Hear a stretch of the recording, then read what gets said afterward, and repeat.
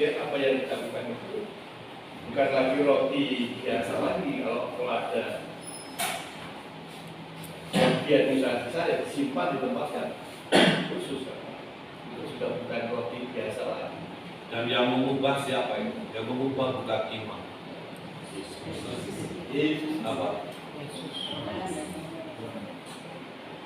Bukan Yesus. Yang mengubah itu adalah iman kita akan Roh Kudus. Kan di sana kan agar menjadi bagi kami tubuh dan darah Kristus. Tapi itu di situ kami mohon kepada Roh Kudus. Sebenarnya yang dimohon adalah Roh Kudus supaya hadir menyucikan itu sehingga menjadi tubuh dan darah. Maka itu permohonan oleh iman berdasarkan iman seluruhnya orang yang hadir di situ.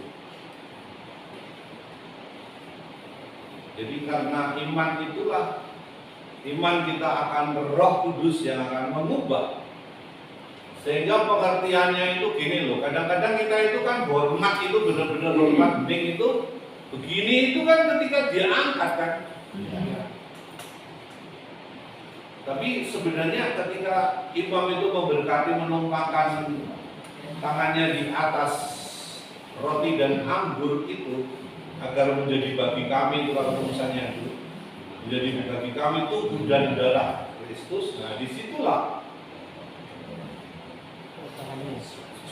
termasuk mungkin juga pengertian kita mengenai doa syukur agung itu yang harus diperbarui. Nanti Rodi apa akan saya kasih lagi gitu ya.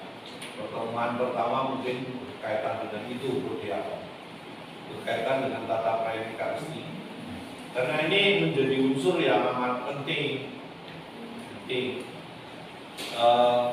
Seringkali mungkin orang Katolik kan membugong atau kerincingan, ya kan? Sudah, ya benar-benar hening hormat itu kan pas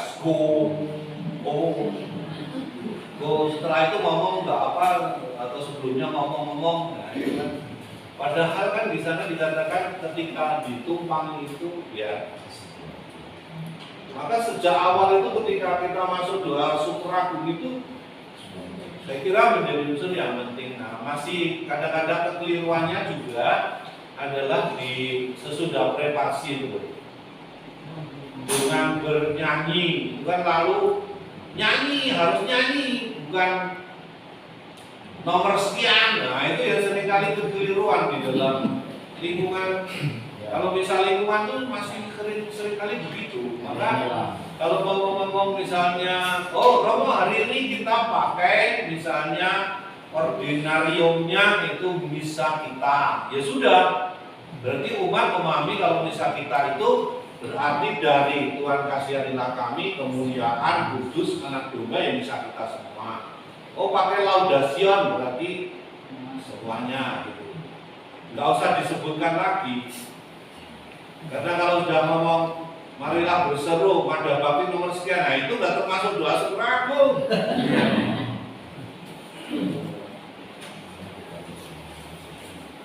Kalau saya yang mimpin, Bapak Ibu perhatikan kalau saya ngomong anamnesis, berarti sesudah doa persembahan saya ngomong kita pakai anamnesis sekian, baru masuk ke doa syukur agung.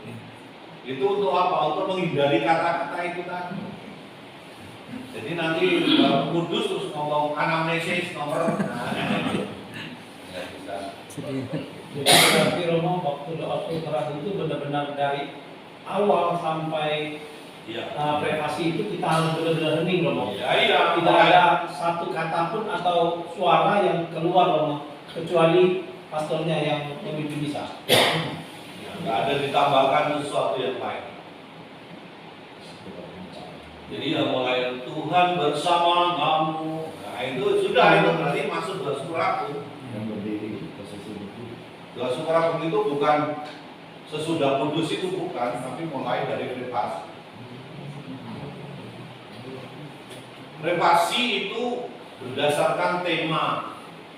Biasanya kurbannya apa, lalu privasinya apa, atau ini pas perayaan apa, kurbannya apa. Kayak apa itu privasinya apa sendiri. Jadi ada khusus, ada yang khusus, ada yang harus dipilih. Jadi kalau nggak cocok ini pernah terjadi itu yang saya tanya waktu itu pas tabisan kok ini doanya dipakai doa tobat. Apa itu doa syukurnya doa tobat. Doa syukur temanya tobat. Saya bilang sama mereka ini berdosa kabeh mempira.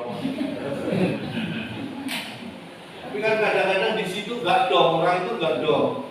Meskipun rokok kadang-kadang ya mungkin ada yang nggak dong juga. Di Turkinya gitu. Pakai doa syukur untuk berdoa apa maksudnya? Malah pada bingung saya tanya gitu. Lah itu loh tema ini loh, tema tabisan tobat. Kau kan kebanyakan nggak ngerti juga kan?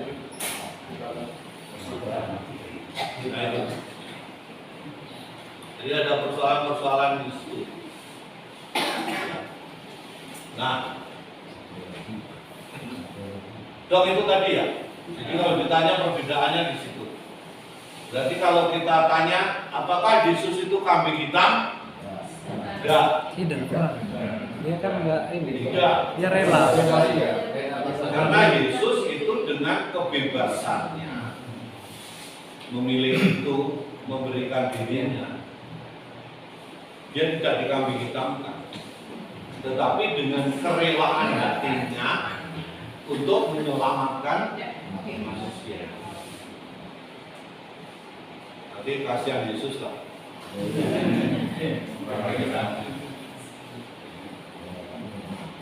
Nah, dalam upacara ada beberapa pergantian pakaian, itu biasa kemarin sudah kita lihat ya. Itu kan kaitannya mengapa harus ganti pakaian, mandi dan sebagainya itu. Masalahnya itu soal najis dan tidak najis itu. Jadi pakaian mana yang boleh dipakai, mana yang enggak. Kain putih simbol kerendahan hati dan penyesalan yang tulus. Saya kira itu sudah biasa lah. Kalau kain putih bukan tulus, bersih. Nah ini Bapak Ibu, ini poin yang saya kira penting. Hari perdamaian itu disebut Yom Kippur. Hari penting bagi umat yang mencari pemulihan dengan anggota yang lain dan kemudian dengan Allah. Lihat itu, hari yang penting untuk perdamaian namanya Yom Kippur. Lalu untuk apa? Untuk mencari pemulihan dengan anggota yang lain. Jadi perdamaian itu antar mereka sendiri, keluarga, terus kelompok mereka, komunitas mereka. Sesudah mereka itu mengalami perdamaian sebagai sesama, lalu berdamai dengan di dalam Injil itu kan juga sering Yesus mengatakan, kalau kamu merasa bahwa ada sesuatu di dalam hatimu ketika kamu mempersembahkan kurban, pergilah dulu berdamai. Nah itu kan di situ.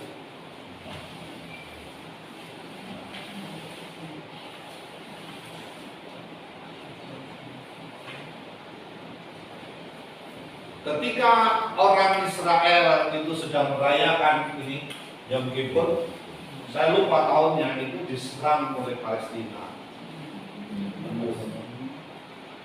Ya pasti kalau mereka diserang pada hari itu tidak akan balas. Seperti kemarin itu Hamas menyerang Israel itu pada hari Sabat, hari Sabtu. Jadi kalau hari Sabat itu misalnya ditembak, ya dia nggak mungkin balas itu, nggak mungkin balas. Tapi di situ kan yang sebenarnya tidak beres itu di situ. Nggak fair, ya nggak beretika, nggak bermoral itu di situ. Misalnya dibalas kamu. Disurangi. Ya ini ada kelemahan di situ. Serangan dulu itu pas hari perdamaian itu yang gitu. Nah itu kan berarti kan orang tahu, tapi kan dilihat dari segi moral kan enggak bermoral, tidak beretika. Unsurnya itu di situ. Ada permasalahan di situ. Ya nek pas hari itu ya pas mereka bekerja aja tidak boleh kok. Ya. Apalagi pegang senjata untuk berperang